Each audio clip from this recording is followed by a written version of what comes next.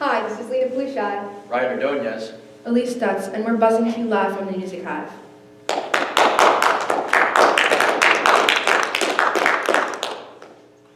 Since the start of COVID, we've been waiting on so many things to become normal again. Movies, traveling, all of that. What we've missed most, however, are the concerts and live shows. Who would have thought that large events would be something so scary or out of this world? For 10 whole months, the world had no live shows, no live music, no nothing. Eventually, though, things did start to open again until the new Omicron variant showed up. Everything that was previously opened is now either closed or heavily restricted with COVID restrictions.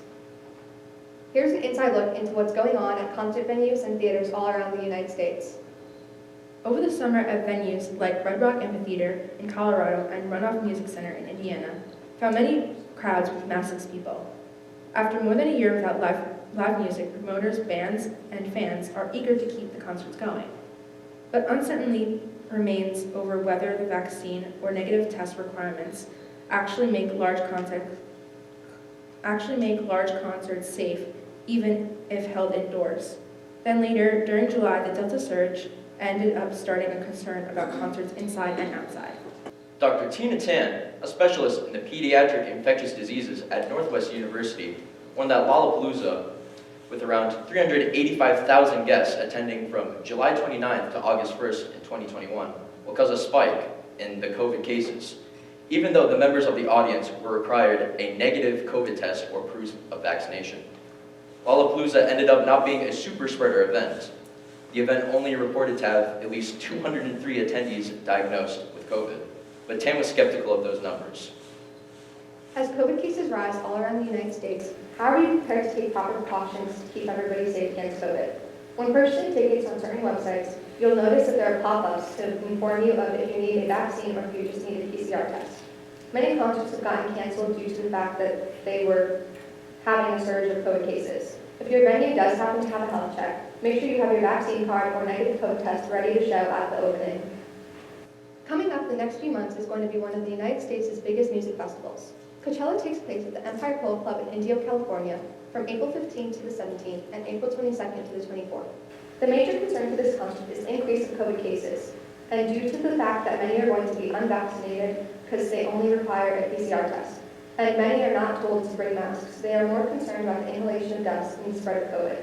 They briefly mentioned towards the bottom of their website that they are going to explicitly leave out the fact that those attending will not be exposed to COVID. They are also informing the public that there may be a chance of capacity change due to COVID procedures and entry requirements. After this commercial break, we're going to be interviewing Westlake's band teacher, Mr. Capana, and the chorus teacher, Ms. Denler. Live from Westlake's band room, we have Mr. Capana. Mr. Capano, as a teacher, but also as a professional musician, how has COVID affected your ability to conduct and perform? So the work that I do, some of the work that I do outside of the teaching area has to do less with the trumpet, but more with conducting. I've worked with a few festival orchestras, show bands type of ensembles where I was directing, but that was impacted immediately because the venues were closed, as you know. All the orchestra performers were out of business for a really long period of time. How have other musicians you know been affected by COVID restrictions? So I have a few friends that are professional musicians, full-time professional musicians. One in particular is a top-notch drummer, is a Broadway drummer for decades. As you know, the Broadway theater just completely shut down. The performances had to come to a stop. Obviously, the musicians were not playing and they were not working.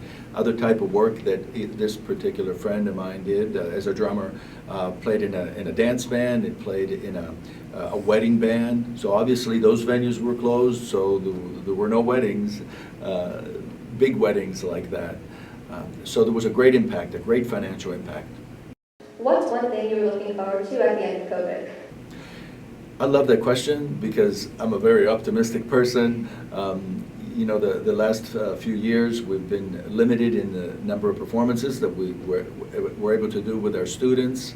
And I really miss the sound of our big band, our 90-piece high school band, packing it in at our concerts in the winter and in the spring. I would look forward to that the most, just to see just even for the sake of the students and for my sake too, just to hear that beautiful performance come off the stage and give to the community that way too.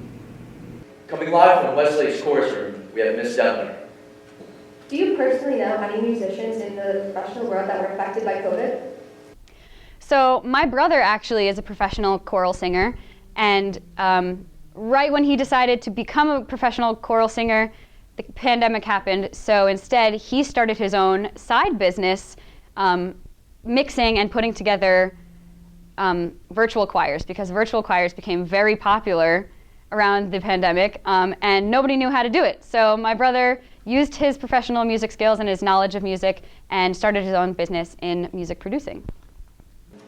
How did COVID change your chorus class? So chorus class has to be socially distanced now. We still wear our masks. There are a bunch of things that I like to teach my students by showing my mouth, which of course can't happen. So a lot of times I have to use strange metaphors in my class to get my point across. For example, in order to get an ooh vowel, I told my students to pull a string of spaghetti out of their mouth to signify an ooh vowel instead of me pulling down my mask and showing them. Ms. Delmer, how did COVID prevent you from doing things musically related? Last year, I was still in college and I was supposed to sing in an international choral competition in Bali, Indonesia, and unfortunately I was not able to go, and instead I spent my summer in my bedroom. Thanks for tuning in to this week's episode of Music Hive. Until we can get back to the live events, make sure to follow COVID precautions and stay safe. We all want to be back at the live shows. This is Elise Stuetz Ryan Ordonez. and Lena Palushaj. Thanks for watching.